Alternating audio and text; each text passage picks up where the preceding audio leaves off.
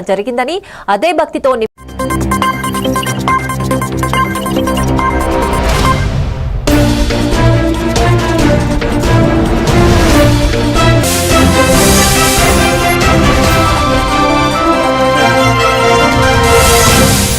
ये जो इन्वेस्टमेट की गए जो 10 सेंटर्स बनाए जा रहे हैं, ये 10 state of the art centres हैं, जहाँ पे अब जो स्टार्टिंग है, जो अभी तो 0.25 जो मिलीमीटर के जो चिप्स है वो उनको लेके जाएंगे, लेकिन कोशिश की जा रही है कि 2 या फिर 2.5 मिलीमीटर के जो चिप्स है उनको भी डिजाइन किया जाए और मैन्युफैक्चर किया जाए बहुत जल्दी से जल्दी। तो ये जो है ये इस वक्त बहुत अहम हो जाता है और वो दिन ढूंढी है, शायद बहुत जल्दी हमें जो सीडी पावर प्लांट जो है गुजरात में वो वहां से या फिर केन्स जो है जहाँ पे जो प्रधानमंत्री देख रहे थे, आप शायद देख पा रहे थे अभी थोड़ी देर पहले प्रधानमंत्री देख रहे थे चिप को हाथों में लेके जिसपे लिखा था make in India product of India. वो अपने आप में दर्शाता है, वो एक खुशी देता है और दर्शाता है कि भारत आ चुका है इस सेमीकंडक्टर इकोनॉमी में, इस सेमीकंडक्टर सिस्टम में, जहाँ पे एक जमाना था जब लोग कहते थे कि शायद भारत के पास वो क्षमता नहीं है कि सेमीकंडक्टर चिप में अपनी पहचान या कुछ बनाए, लेकिन आज भारत सिर्फ पहचान ही नहीं पूरे विश्व की अग्रणी भूमिका निभा रहा है। कि बता रहा है कि अगर पिछले 4 साल में जो 2021 से जब ये सिस्टम स्टार्ट हुआ था, ये मिशन स्टार्ट हुआ था, उसके बाद से जल्दी से ये पूरा का पूरा जो मिशन मोड में इसको काम लिया जा रहा है, जिसकी अब हम अपना पहला सेमीकंडक्टर चिप भी बनाने वाले बहुत जल्दी।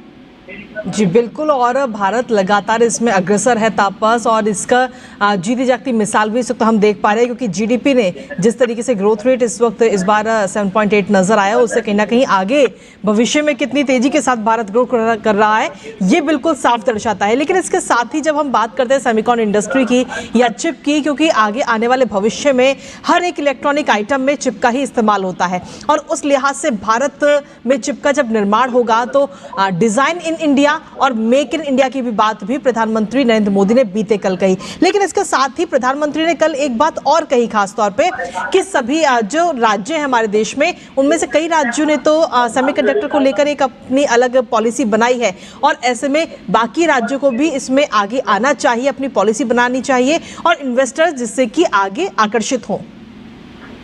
जी बिल्कुल, इसमें कोई दो राय नहीं कि सभी को आगे आना पड़ेगा। इनफैक्ट अभी आपके पास आप जो देख रहे हैं विजुअल्स आपके सामने, वो प्रधानमंत्री वो मैग्नीफाइंग ग्लास से देख रहे हैं। इससे पहले आप देख रहे थे इंडिया जो सिंगापुर के जो डेलीगेट थे वो उनसे प्रधानमंत्री मिले, उनके वहां पे गए थे। तो ये इनफैक्ट हम लोगों ने उनसे बात भी की, तो वो कह रहे थे कि आज से 364 दिन पहले, ये ऑलमोस्ट 1 साल पहले प्रधानमंत्री खुद जब सिंगापुर गए थे तो उनके सेमीकंडक्टर यूनिट के वहां पे भी गए थे।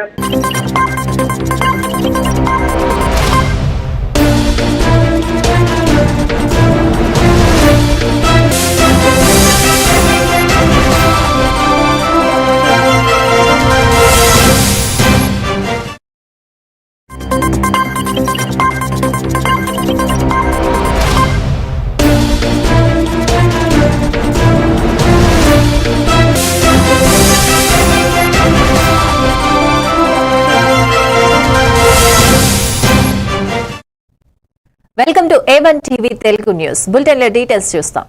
కామారెడ్డి జిల్లాలో వరదల సమయంలో అధికారుల సమన్వయం వల్ల భారీ ప్రాణ నష్టం తప్పిందని సీఎం రేవంత్ రెడ్డి తెలిపారు. వరద సమాచారం వచ్చిన వెంటనే స్థానిక ప్రజాప్రతినిధులకు ఫోన్ చేసి క్షేత్రస్థాయిలో సహాయక చర్యలు చేపట్టాలని ఆదేశించానని చెప్పారు. రెవెన్యూ, పోలీస్, ఎన్టీఆర్ఎఫ్, మున్సిపల్, విద్యుత్ శాఖలు ఒకే కమాండ్ లో పనిచేయడంతో స్పందన వేగవంతమైందని అన్నారు. బాధితుల సురక్షిత తరలింపు, తాత్కాలిక ఆశ్రయాలు, త్రాగునీరు, ఆహార ప్యాకెట్ల పంపిణీ, వైద్య బృందాల మోహరింపు సమయానికి జరిగిందని చెప్పారు. భవిష్యత్తులో ముందస్తు హెచ్చరిక వ్యవస్థలు, డ్రైనేజ్ శుద్ధి, బలహీన కట్టడాల గుర్తింపు, తాత్కాలిక వంతెనలు, కమ్యూనికేషన్ నెట్వర్క్లలో బలోపేతంపై ప్రణాళిక ఉంటుందని అన్నారు.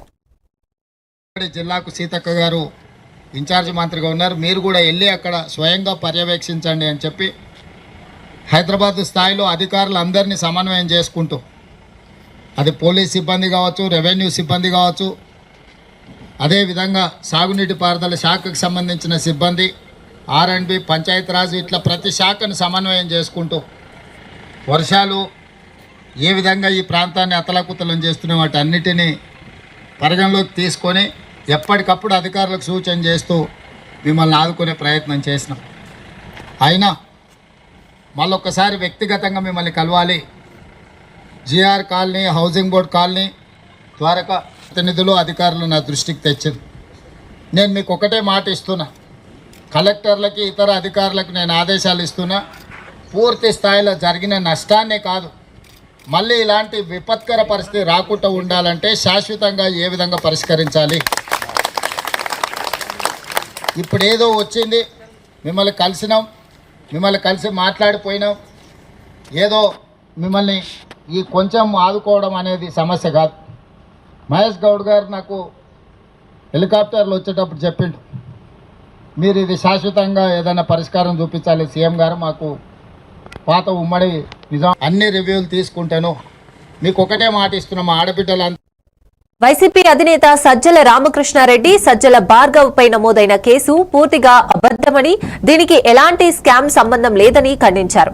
రాష్ట్రంలో రైతుల సమస్యలు, వరద నష్టం, ఉద్యోగాలు, ధరల పెరుగుదల వంటి ప్రధాన అంశాలు పరిష్కారానికి అజెండాగా ఉండాల్సిన వేళ కొంతమంది మీడియా వర్గాలు దృష్టి మళ్లించే ప్రయత్నం చేస్తున్నారని విమర్శించారు. నిరాధార ఆరోపణలతో వ్యక్తిత్వ హసనం రాజకీయాలకు హానికరమని అన్నారు. చట్ట ప్రక్రియపై విశ్వాసం ఉందని, దర్యాప్తుకు తాము సహకరిస్తామని తెలిపారు. ప్రజా సమస్యలపై నిజమైన చర్చ జరగాలని, మాయాజాలంతో వేదికలు ఆక్రమించడం సరికాదని హెచ్చరించారు. ప్రజలు అప్రమత్తంగా ఉండాలని పిలుపునిచ్చారు.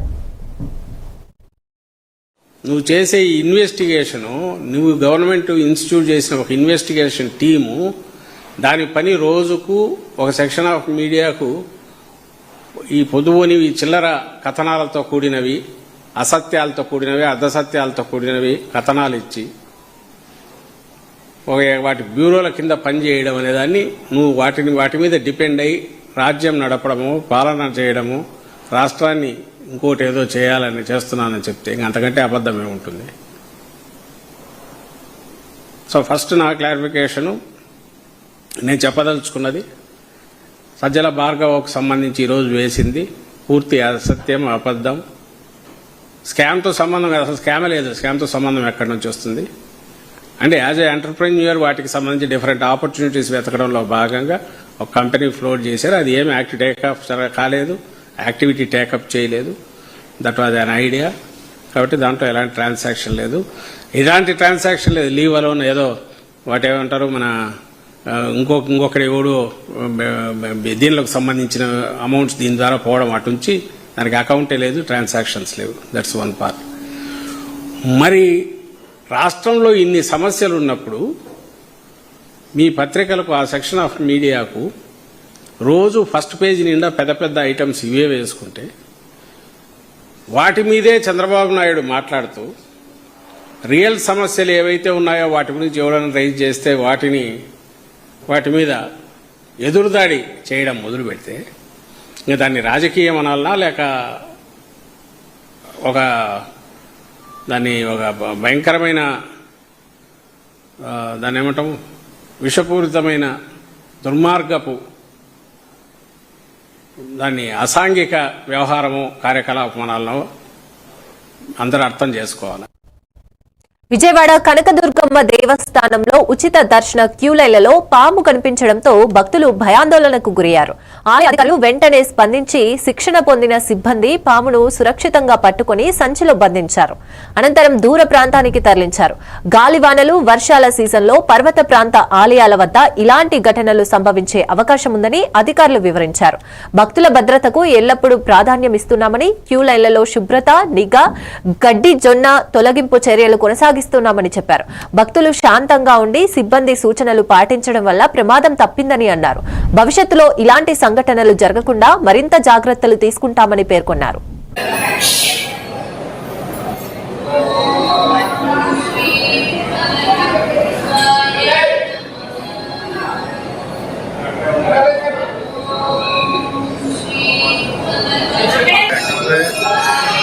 చూడన్నా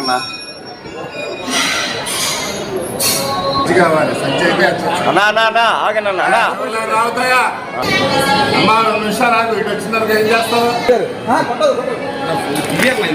తీసుకో ఇంకా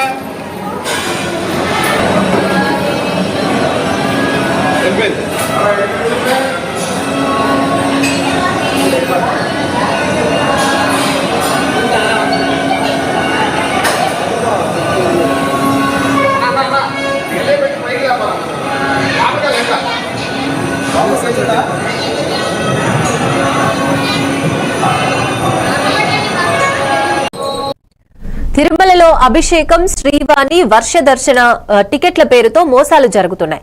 కడపకు చెందిన శివజ్యోతి నుంచి 41,500 స్వీకరించి టికెట్లు ఇవ్వకుండా అదృశ్యమైన రాజ్ కుమార్ రెడ్డిపై 2 టౌన్ పోలీసులు కేసు నమోదు చేశారు. బాధితురాలి ఫోన్ కాల్లు లిఫ్ట్ చేయకపోవడంతో నిరాశతో తిరిగి స్వస్థలానికి వెళ్లి కుటుంబ సభ్యులతో చర్చించి సెప్టెంబర్ 3న ఫిర్యాదు చేసింది. పోలీసులు నిందితుడి డబ్బు లావాదేవీలు, కాల్ రికార్డులు సేకరిస్తున్నారు. అధికారిక టికెట్లు కేవలం టీటీడీ పోర్టల్ లేదా కౌంటర్లలోనే లభిస్తాయని, మధ్యవర్తులపై నమ్మకం ఉంచవద్దని హెచ్చరిక. ఏ అనుమానం కలిగితే స్థానిక పోలీస్ స్టేషన్ లేదా టీటీడీ విజిలెన్స్ కి వెంటనే సమాచారం ఇవ్వాలని విజ్ఞప్తి చేశారు.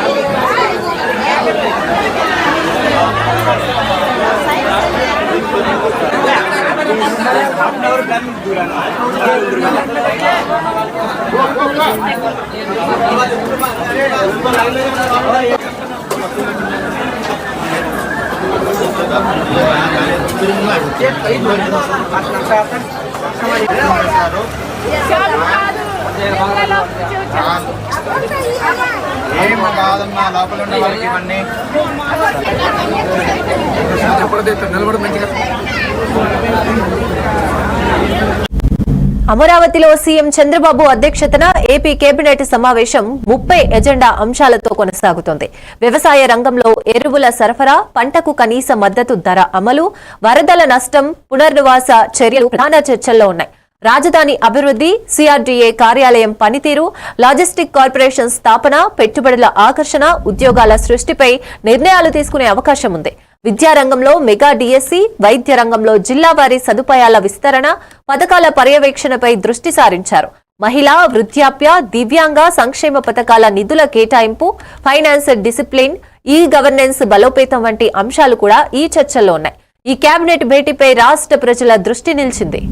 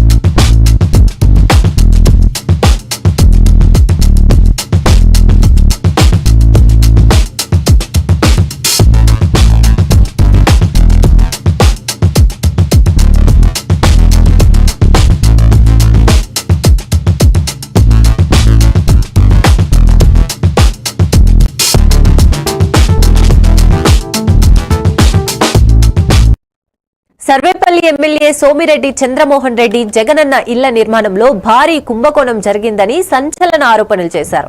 ఒప్పందం లేకుండా ఒక 1318 ఇళ్లు విలువైన 73,250 ఇళ్లు ఒకే కంపెనీకి అప్పగించారని చెప్పారు. అదేవిధంగా రాక్ ట్రీట్ కంపెనీకి 907 కోట్ల విలువైన 50,319 ఇళ్లు కేటాయించారని అన్నారు. ఈ రెండు కంపెనీలకు మొత్తం 2,225 కోట్ల పనులు ఇచ్చి ఇప్పటికే 1,200 కోట్లకు పైగా చెల్లింపులు జరిగాయని తెలిపారు. కూటమి ప్రభుత్వం వచ్చిన తర్వాత కూడా 125 కోట్ల బిల్లులు చెల్లించారని ఆరోపించారు. హౌసింగ్ అధికారులు ఇతరుల పేర్లతో ఈ బిల్లులు చెల్లిస్తున్నారని విమర్శించారు. ప్రజల కష్టార్జితం ధనం ఇలా దోపిడీకి గురవుతుంటే నిశ్శబ్దంగా ఉండలేమని, దీనిపై కఠిన చర్యలు తీసుకోవాలని డిమాండ్ చేశారు. ఎంక్వైరీ జరుగుతూ ఉంటే ఒక పక్కన మళ్ళీ మీరు ఎందుకు పేమెంట్ చేశారు? ఇప్పుడు బోయిళ్ల జనార్దన్ రెడ్డి, మీకు ఆశ్చర్యకరమైన విషయం ఏంటంటే మా గవర్నమెంట్ వచ్చిన తర్వాత 122 కోట్లు పే చేశాం. ఆశ్చర్యం ఏంటంటే మొన్న వినాయక చవితి ఆగస్టు 15వ తేదీ కూడా బిల్లులు చెల్లించారు. ఆగస్టు 15 వినాయక చవితి కూడా. సరే, బోయిళ్ల జనార్దన్ రెడ్డి 950 కోట్లు చెల్లించారు. మాజీ ఎమ్మెల్యేకి సంబంధించి 338 కోట్లు చెల్లించారు. బోయిళ్ల కంపెనీకి సిమెంట్ 110 కోట్లు క్యాష్, బోయిళ్ల జనార్దన్ రెడ్డి క్యాష్ 666 కోట్లు, స్టీల్ 152 కోట్లు, శాండ్ 18,58 లక్షలు, మొత్తం 954 కోట్లు. ఇప్పుడు ఈ గవర్నమెంట్ వచ్చిన తర్వాత కూడా శ్రీశైలం జలాశయానికి వరదలు పెరగడంతో అధికారులు మరోసారి గేట్లు ఎత్తారు. ఈ ఏడాదిలో ఇది 4వసారి నీటిని దిగువన ఉన్న నాగార్జున సాగర్ కు విడుదల చేశారు. జూరాల నుండి 96,015 క్యూసెక్కులు, సుంకేశుల నుండి 66,752 క్యూసెక్కులు చేరుతుండగా మొత్తం ఇన్ఫ్లో 1,62,767 క్యూసెక్కులకు చేరింది. ప్రస్తుతం 2 గేట్లు 10 అడుగుల మేర ఎత్తి 1,21,330 క్యూసెక్కులు విడుదల చేస్తున్నారు. పూర్తి స్థాయి నీటి మట్టం 885 అడుగులు కాగా వరదలతో జలాశయం నిండిపోతున్నందున ఈ నిర్ణయం తీసుకున్నారు. కృష్ణానది తీర ప్రాంత ప్రజలు, గ్రామాల ప్రజలు కూడా అప్రమత్తంగా ఉండాలని అధికారులు హెచ్చరించారు. అవసరమైతే మరిన్ని గేట్లు ఎత్తి నీటిని విడుదల చేస్తామని చెప్పారు.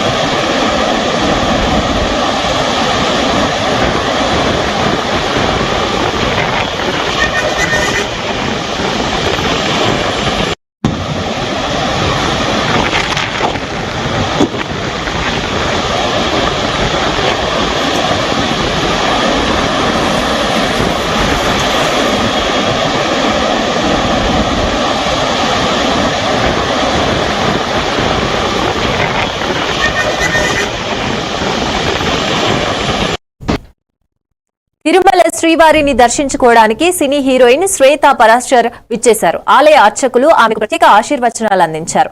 సాధారణ భక్తుల్లాగానే క్యూలో నిలబడి స్వామివారిని దర్శించుకోవడం విశేషంగా నిలిచింది. శ్వేత తన కుటుంబ సభ్యులతో కలిసి దేవుని ఆశీస్సులు తీసుకున్నారు.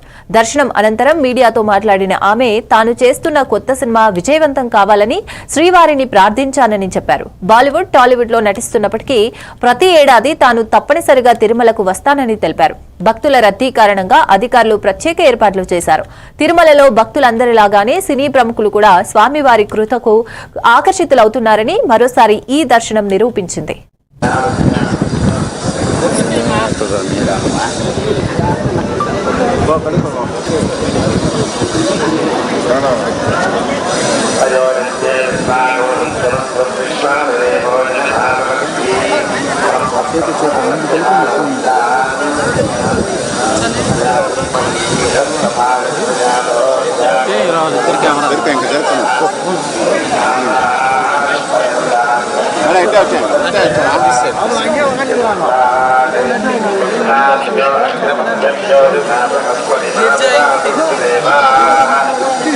Kita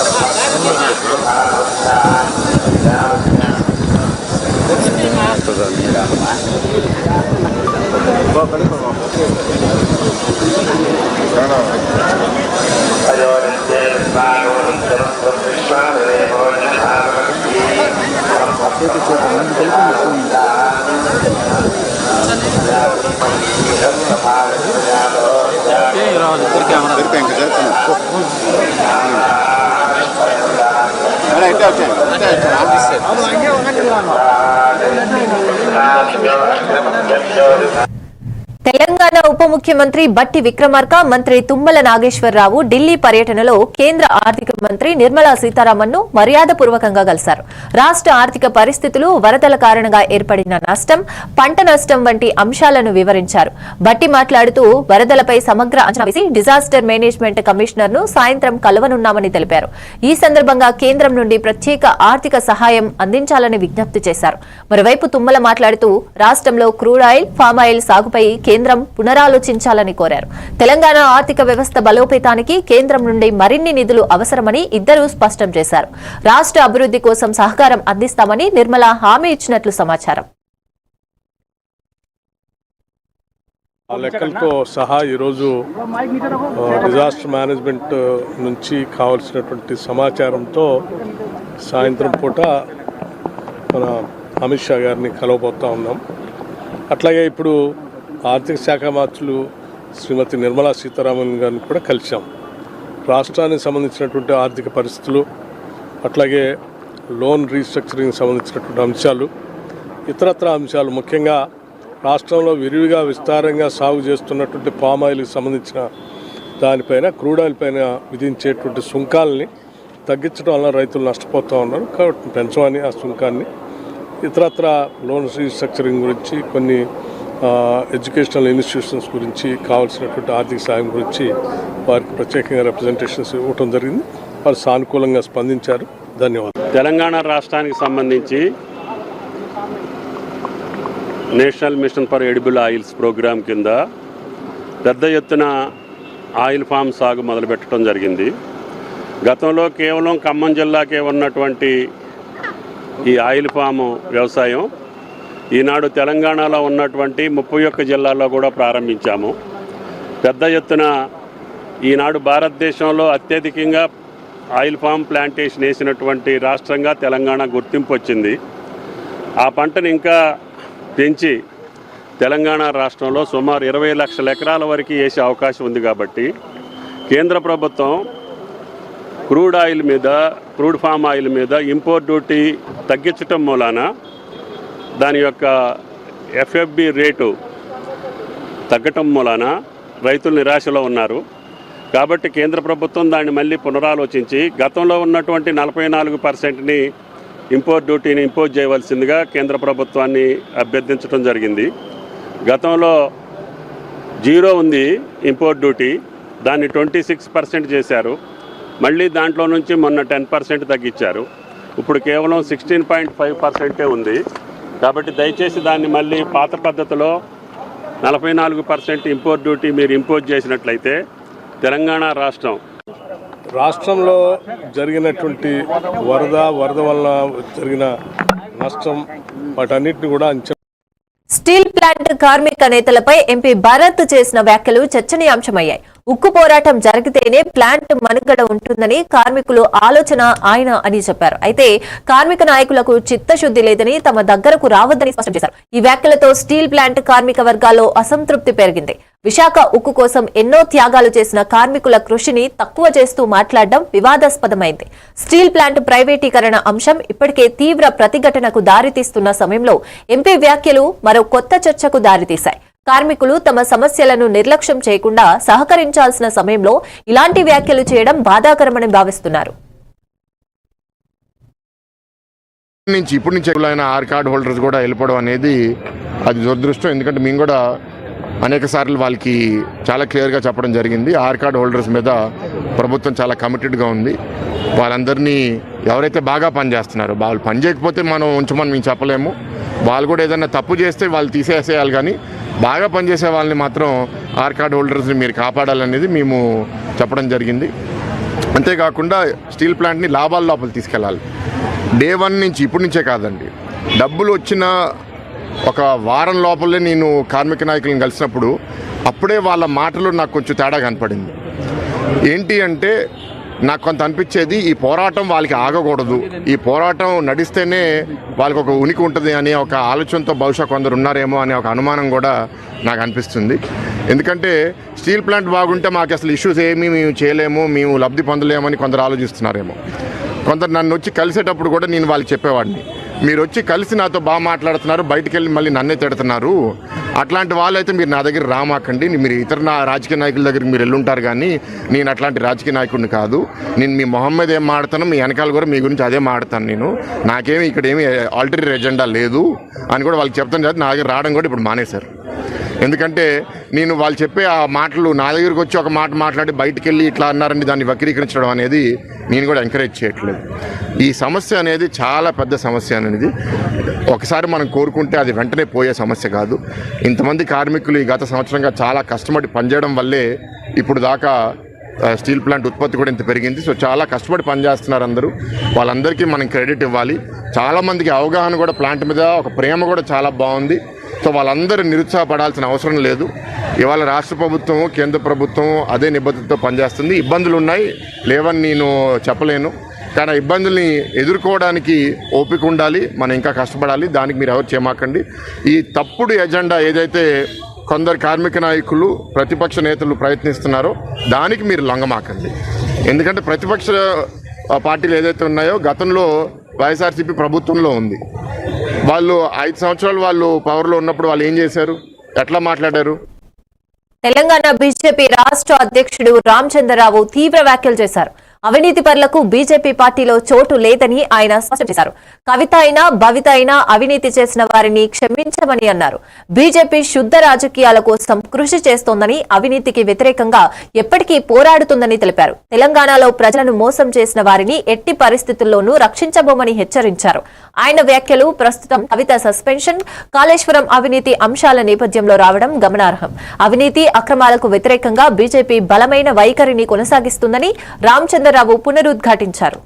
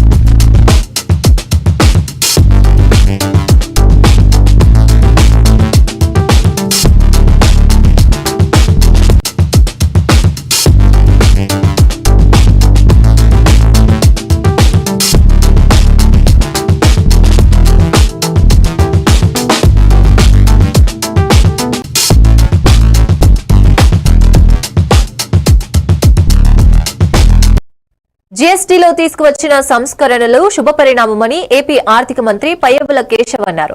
టీడీపీ పూర్తి స్థాయిలో ఈ మార్పులకు మద్దతిచ్చిందని తెలిపారు. నిన్నటి సమావేశంలో కొన్ని రాష్ట్రాలు వ్యతిరేకించిన కేంద్ర ఆర్థిక మంత్రి నిర్మలా సీతారామన్ చొరవతో ఏకాభిప్రాయంతో నిర్ణయం తీసుకున్నామని చెప్పారు. పేద మధ్యతరగతి ప్రజల ప్రయోజనాలను దృష్టిలో పెట్టుకుని ఈ నిర్ణయం తీసుకున్నామని స్పష్టం చేశారు.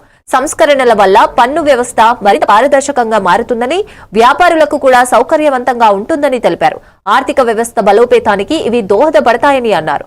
రాష్ట్ర ప్రజలకు ఈ మార్పులు ఉపయోగకరంగా ఉంటాయని ఆశాభావం వ్యక్తం చేశారు. మద్దతు పలక గారి నేతృత్వంలోని ఎన్డీఏ పార్టీ ఆగస్టు 15న ఈ దేశానికి ఒక దీపావళి కానుక ఇస్తుంది అని ఎర్రకోట సాక్షిగా ప్రకటించిన నేపథ్యంలో జీఎస్టీ 2 రిఫార్మ్స్ ని చేపట్టడం జరిగింది. ఎన్డీఏ కూటమిలో ప్రధాన పాత్రధారి అయినటువంటి తెలుగుదేశం పార్టీ గౌరవ అధినేత శ్రీ నారా చంద్రబాబు నాయుడు గారు బేషరతుగా వీటికి మద్దతు పలకడం జరిగింది. ఆయన ఇవి నీడ్ ఆఫ్ ది అవర్, మనం తొలుత చేపట్టినటువంటి రిఫార్మ్స్ కి మరింత మెరుగైనటువంటి రిఫార్మ్స్ అవసరం ఉంది అనేటువంటిది ఆర్థిక మంత్రి గారికి ఆ రోజు ఇవ్వడం జరిగింది. ఆ నేపథ్యంలోనే తెలుగుదేశం పార్టీ దీనికి మద్దతు నిన్న కూడా కొనసాగించడం జరిగింది. సామాన్యుడికి భారం తగ్గించే రకంగా, సామాన్యుడి ఆదాయంలో కొంత మిగిలేలాగా చేయడమే దీని ప్రధానమైనటువంటి ఉద్దేశం. దీని ద్వారా రాష్ట్ర ప్రభుత్వాలకి కొంత ఆదాయం కోల్పోతున్నా కూడా రాష్ట్ర ప్రభుత్వానికి రావాల్సినటువంటి ఆదాయంలో దాదాపు 8,000 కోట్లు నష్టపోతుంది అనేటువంటి అంచనాలు వచ్చినా కూడా ప్రజల మీద ఉన్నటువంటి భారాన్ని తగ్గించడమే ప్రధానమైనటువంటి లక్ష్యం అనేటువంటిది చంద్రబాబు నాయుడు గారు మాకు గైడెన్స్ ఇవ్వడం జరిగింది. అదే బ్యాక్ డ్రాప్ లో